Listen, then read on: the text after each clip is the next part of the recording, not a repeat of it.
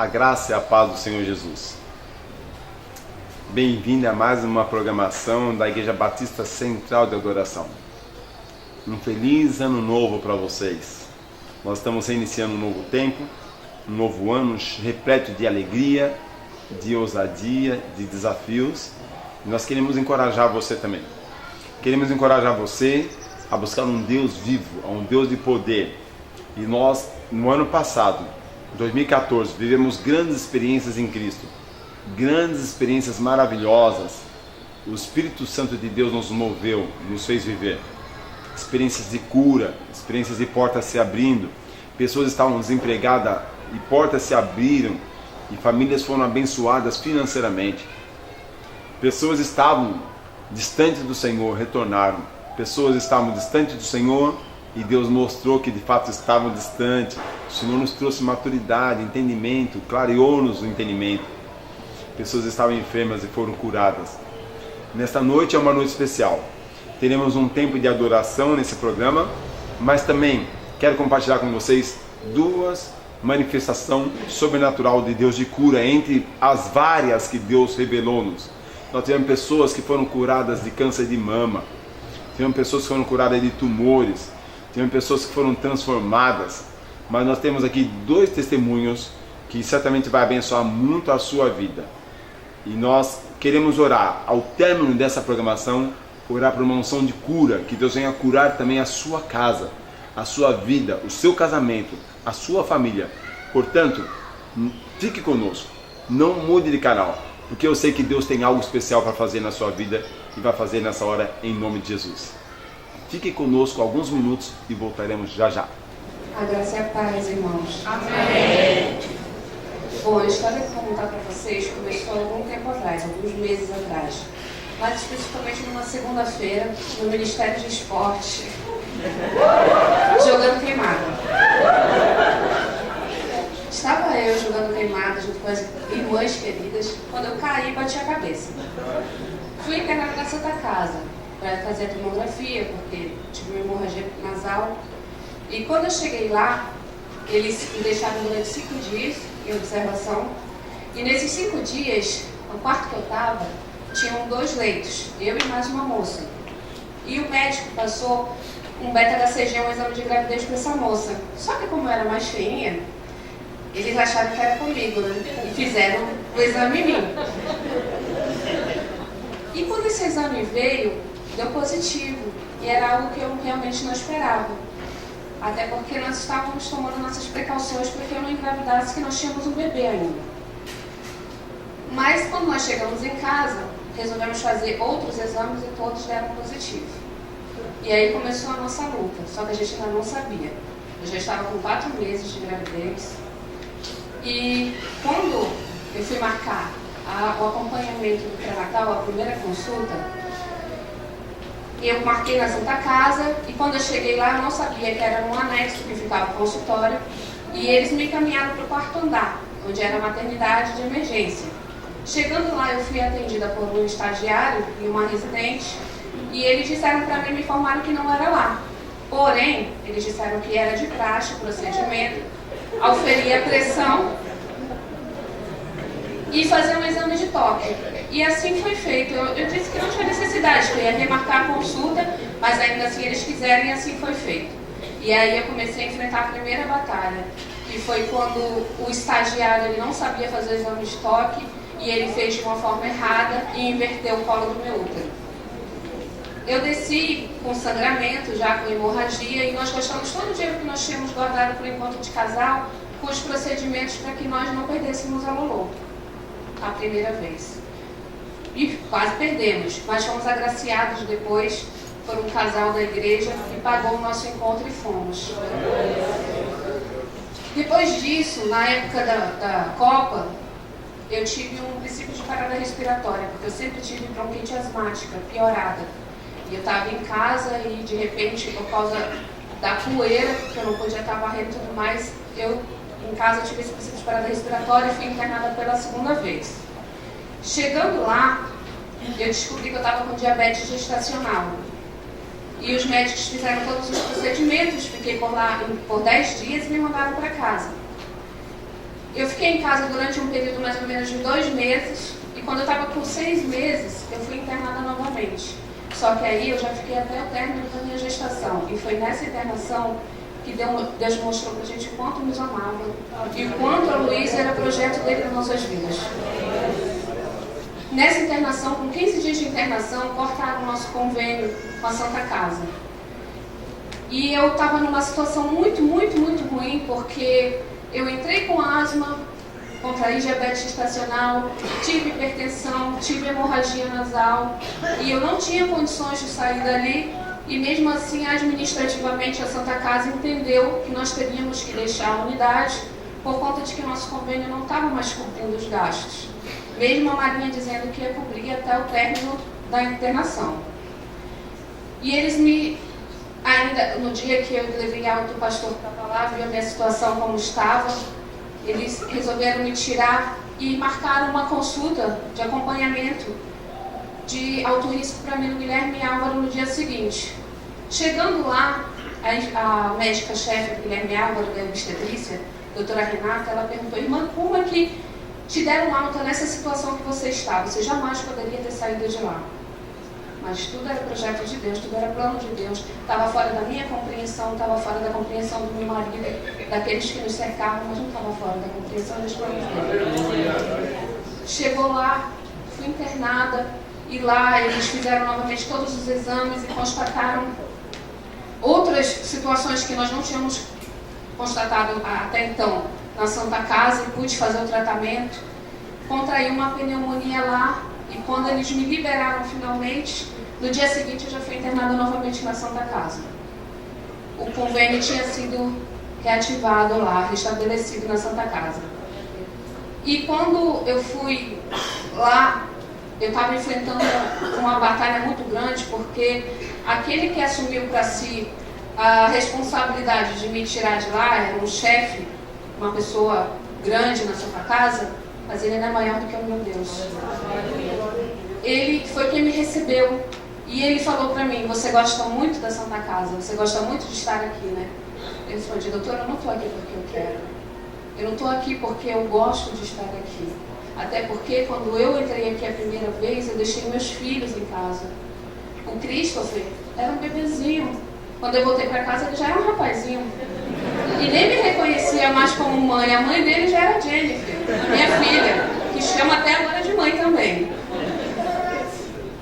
E quando eu cheguei lá, eu tive, no dia seguinte, comecei a ter muita hemorragia nasal, pico de pressão, minha pressão aumentou muito, foi a 24/12, depois ela desceu muito, ela foi a 6/3, e eu tive pré-eclâmpsia. Nesse dia, eu conheci o amor de Deus, porque eu lembro que chamaram os médicos e era de madrugada, o motorista ele não queria acordar, a primeira vez que eu tive a hemorragia, e era já para o centro obstétrico, e quando ela chegou lá, muito contrariada, ela disse: não, tá tudo bem, e eu aguentei até o outro dia, que foi quando resolveram me levar. E quando eu cheguei lá, eles me sulfataram, eu tive princípio de... Desculpa. Eu tive princípio de... como se fosse uma epilepsia. E eu parei, simplesmente parou tudo, eles me ligaram nos aparelhos rapidamente e me deixaram sulfatada por 24 horas no centro obstétrico. Sozinha, meu marido do lado de fora. E quando eles me tiraram do aparelho no outro dia, que eu ainda estava muito debilitada, minha saúde muito debilitada, eles já queriam me mandar novamente para casa, alegando que estava tudo bem comigo, eu já estava bem. Mas Deus levantou pessoas que me ajudaram muito lá e que compreenderam que a minha situação era passível de estar ali, estar sendo cuidada ali. E assim eu fui ficando, quando na última semana de gestação eles falaram para mim, eles me pressionavam, toda vez que eu ia para o centro obstétrico, todo dia eu ia, eles me pressionavam: pede para ir para casa, você não tem mais nada para fazer aqui. E os meus exames dando alteração, quando eu descia, de 3 em 3 dias eu ia fazer ultrassonografia. Já antes de ser internada, uma ultrassonografia da minha filha deu, que quando eu levei a médica, ela olhou para minha cara, a primeira vez na consulta, ela levantou a cabeça para olhar nos meus olhos e ela falou para mim, sua filha vai ter síndrome de Down. Ela não falou que a minha filha poderia ter, ela falou que ela já tinha traçado o destino da minha filha, só porque quem traça o destino da minha filha é o meu Deus.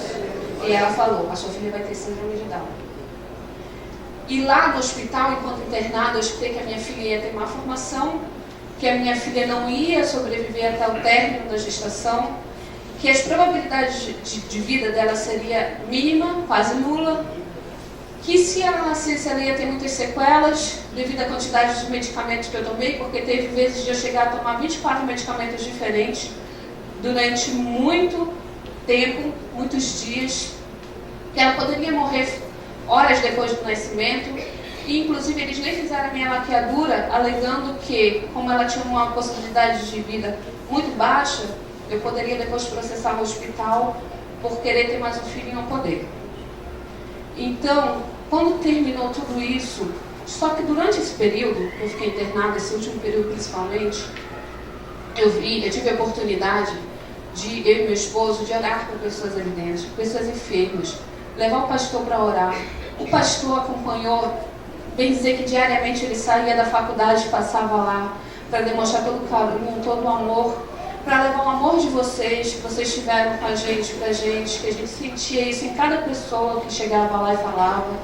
E mesmo quando não ia ninguém, a gente sentia no coração as orações de vocês, o clamor que vocês estavam levantando aqui por nós. Entendeu? Somos gratos, muito gratos por isso. E tivemos oportunidades também de ter ali pessoas, funcionários que nós fizemos amizade, que estavam passando por situações ruins, de chamar essas pessoas para orar com a gente, de convidar essas pessoas para estarem aqui com a gente, inclusive vão estar aqui com a gente, entendeu? Para ter oportunidade, porque ninguém compreendia. Alessandra, como você tem uma igreja carinhosa, acolhedora, receptiva, que está com você, que não te abandonou, sempre tem alguém aqui, sempre o pessoal está sorrindo, sempre o pessoal está te botando para cima. Ninguém compreendia. As pessoas falavam, a IBC é diferente. Eu tenho a minha igreja, mas a sua igreja é diferente. E eu falei assim, realmente, a minha igreja é diferente. E não porque o nosso Deus é diferente, mas é porque a minha igreja é uma igreja que é abençoada. E é abençoada porque busca essa bênção. Porque clama, porque ora. É do coração da IBC ser companheiro, ser acolhedor. Nós sentimos isso desde o primeiro momento que nós entramos aqui. E quando terminou tudo isso, nós podemos ver a graça de Deus. Foi no momento do nascimento da Moise, que eu estava deitada na mesa de cirurgia, o meu esposo teve que ser retirado. Logo que ela foi tirada da barriga, ele saiu. E geralmente mostram para a mãe o bebê logo depois que o bebê nasce, né? E eles não fizeram isso. Eles rapidamente levaram ela para um outro lado, uma sala ao lado. E depois só veio a pediatra, olhou para mim e falou assim, mãe, cadê o exame que deu a operação? Aí a outra médica entregou o exame nela e ela folheava o exame, passava a mão na cabeça e falava, eu não acredito, não, tem alguma coisa errada? Eu falei assim, doutora, o que houve? Ela não tem alguma coisa errada. Cadê o outro exame que deu alteração? Foi mostrar todos os exames. Ela, não, eu não acredito. Eu falei assim, o que está acontecendo, doutora? Ela falou assim, eu não acredito, a sua filha é perfeita.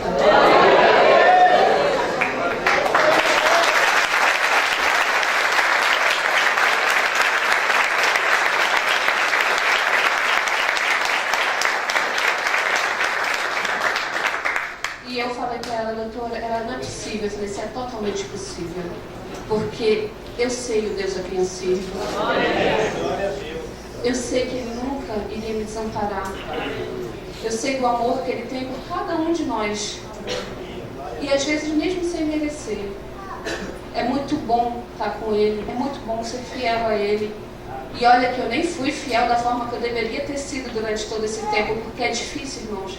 Você está na luta e ter o discernimento de agradecer todos os dias mesmo com a dor. Mas ainda assim, Ele é bondoso, Ele é generoso. E Ele não me desamparou em nenhum minuto. E Ele se manifestou nos mínimos detalhes. era num dia bonito, era numa palavra acolhedora, era num sorriso. Ele se manifestou em tudo em minha vida. E da mesma forma que ele fez por mim, eu tenho certeza que ele vai fazer com cada um de vocês. Basta vocês pedirem, como o pastor falou, abrir a boca e pedir.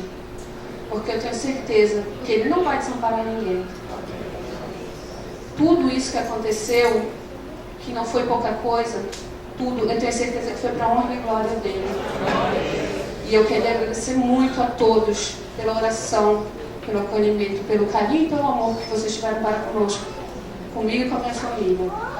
Eu não tenho como agradecer, mas muito obrigada, viu? Saúde da igreja com a paz do Senhor. Amém. Meu esposo.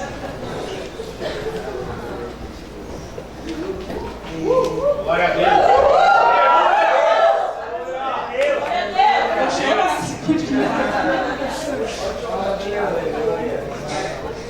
Eu estive aqui no dia 19 de outubro, testemunhando com relação à minha biópsia que eu tinha feito e que tinha sido 10%, porque nada tinha acontecido. O médico tinha dado 90% de chance de ter tido uma paralisia facial e não ocorreu.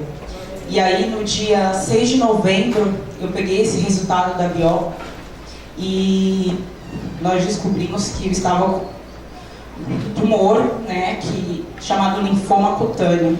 E eu falei para o médico, perguntei se... porque ele se dirigiu ao Alex, né, quando foi dar o diagnóstico. Ele falou, bom, agora você... Ele abriu o papel e falou assim, olha, então, agora você tem que cuidar da sua esposa, porque é um câncer. E aí eu não tinha entendido, não tinha digerido direito essa informação. E aí eu falei assim, mas dá para saber se é benigno? Aí ele falou assim, não, é um câncer é maligno, é um linfoma.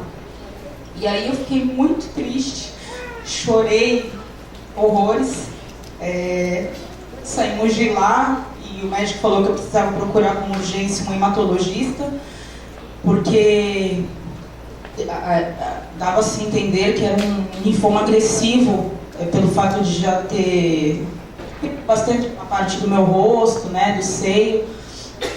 E aí nós ficamos de verdade desesperados, porque não esperava que fosse esse o diagnóstico.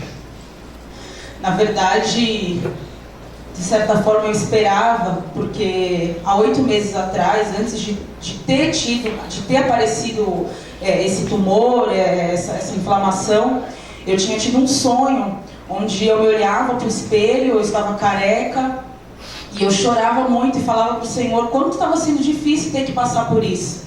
Só que eu só falava isso e me via careca, e passou. E aí depois desse diagnóstico, quando o médico falou que era um câncer, eu lembrei. Eu havia esquecido desse sonho. E aí eu lembrei. E o médico falou assim, bom, calma, não se desespera, porque você vai fazer quimioterapia, você sabe que vai perder seus cabelos, mas isso vai crescer, vai voltar, isso tem jeito. E nós choramos, nós clamamos, mas nós confiamos.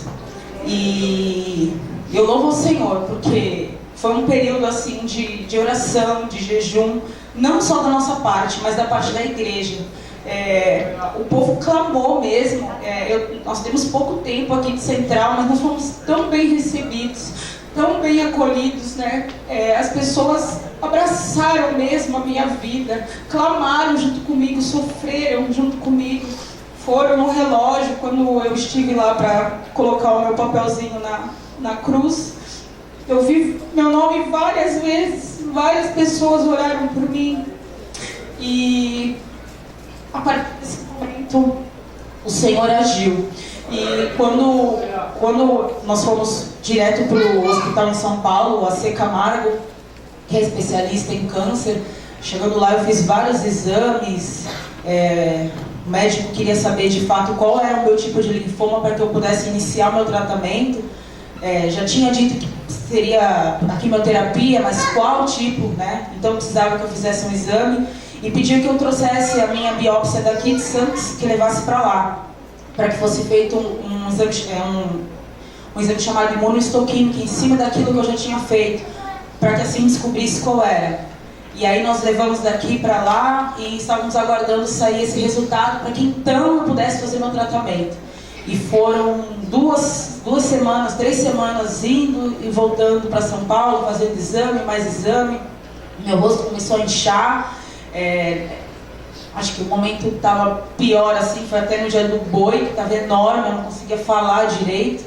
E a médica não sabia o porquê que estava inchando, o porquê que doía, não tomava nenhum tipo de medicação. Tínhamos que esperar esse exame da imunohistoquímica. E aí na sexta-feira, agora, que eu teria o resultado, nós chegamos lá e aí eu cheguei para pegar, fui no guichê para pegar meu resultado, e aí o rapaz falou assim, olha, o seu convênio ainda não autorizou a liberação do seu resultado. Eu falei, nossa, mas eu vim aqui só para isso, porque eu preciso iniciar meu tratamento e não saiu, e agora? Não, vai, passa lá na médica, explica a situação e ela já vai ver os outros resultados. E aí eu cheguei lá, a médica abriu, o assistente dela viu todos os outros resultados. Falou, olha, Thalissa, tá dando tudo normal, seu exame de sangue, por enquanto tá tudo normal, mas a gente precisa mesmo da imuno. Eu vou dar uma saída, vou conversar com a doutora e aí eu já volto com você. E aí eu já comecei a chorar, fiquei desesperada, porque é difícil, né? E aí a doutora entrou na sala. Aí ela falou assim, Clarissa, pois bem, vamos lá. Seu resultado não saiu, porque realmente houve um problema no convênio e eles não autorizaram, um exame muito caro, e por isso que ainda não está autorizado. Mas eu havia pedido urgência, porque eu estava preocupada com o seu diagnóstico. E eles fizeram a imunohistoquímica.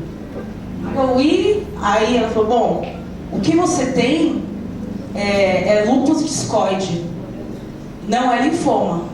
Aí eu falei assim, então não é um câncer? Ela falou assim, não. Eu falei, mas como? Se eu tô com papel, com a minha biópsia, tá escrito aqui, o que eu falo agora pra minha família? Como que faz? Ela, olha, eu não sei o que houve, mas eu só posso dizer que foi um erro humano. Eu falei, eu sei o que houve. Foi Deus que mudou a minha história.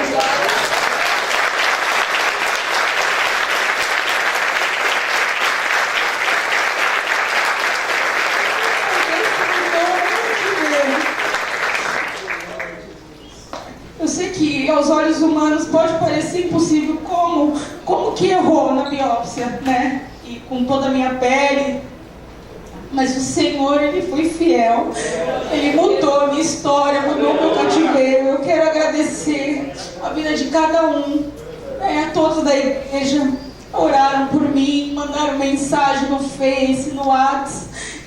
Talvez eu não tenha retribuído da melhor maneira, né? Não pude abraçar todos para expressar o meu carinho, mas que vocês possam estar se sentindo abraçados por mim. De verdade, eu agradeço muito, porque eu creio que a igreja clamou, o povo clamou e o Senhor mudou a minha história.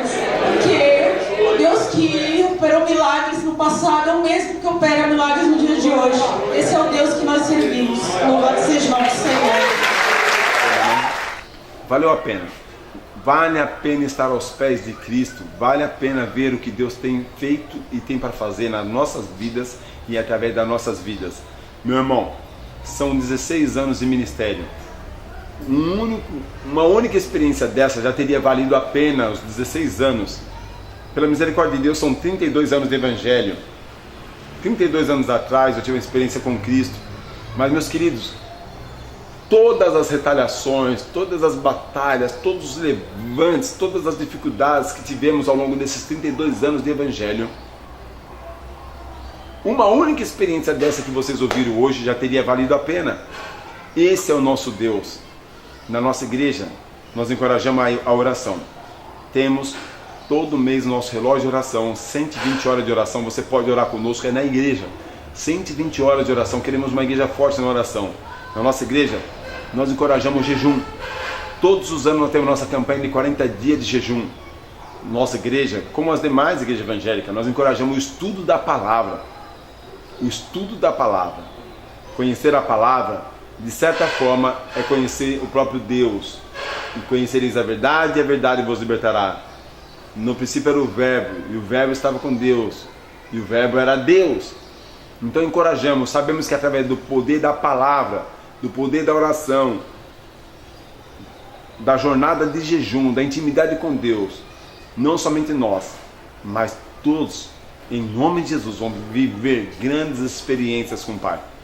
Então, esse ano de 2015, seja esse o desejo do meu coração para a sua vida. Que o Deus de milagre, o Deus de vitória, o Deus de bênção, invada o teu coração, o teu casamento, a tua família, a tua casa. Esse é o desejo ardente do nosso coração. E para isso, eu quero encerrar este programa orando pela sua vida, orando pela sua família. Vamos orar juntinhos? Ó Deus eterno, Tu és maravilhoso. O Senhor tem feito maravilhas, tem feito milagres, tem feito grandes coisas. Tu és o mesmo ontem, hoje e eternamente. Bendito seja o Senhor dos senhores, o Rei dos reis. Bendito seja o nome de Jesus, o Deus dos deuses. Nós exaltamos e honramos o Teu nome, Senhor, pelos milagres e pelas maravilhas que tem feito.